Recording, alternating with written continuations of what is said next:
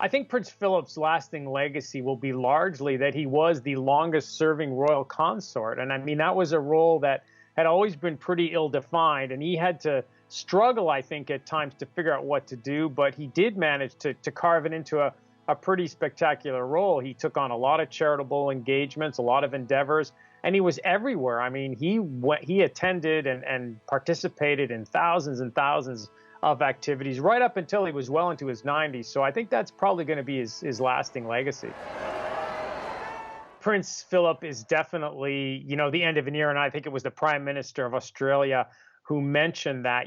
He really was one of a kind. He was somebody who was part of his era. He said things that today would be completely unacceptable in almost any setting. But he had a wry sense of humor as well. And I think a lot of people appreciated his bluntness, which at times strayed into maybe inappropriateness. But he was himself. He was a real person. And I think people are going to remember him for that.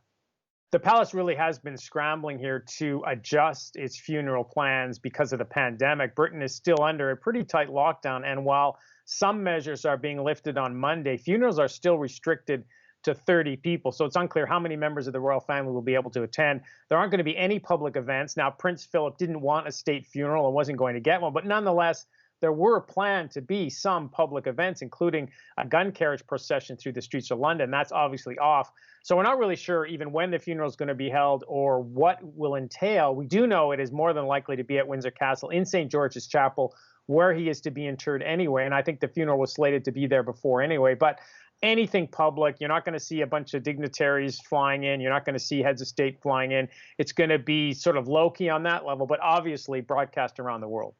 Well, one of the big questions, of course, is whether or not Meghan and Harry are going to come to the funeral. Of course, if they do, they would have to quarantine under UK law. Now, they might be able to find an exemption simply because they're attending a funeral. There are exemptions for that. And obviously, diplomats are exempt. So he might be able to fly into the UK without too many restrictions. It's unlikely Meghan will come. The feeling is that because she's pregnant, that might be a bit of a stretch for her to come as well. But everyone is expecting Prince Harry to be here, but we haven't heard anything official yet, other than a very short statement from them on their website, sort of thanking Prince Philip for his service.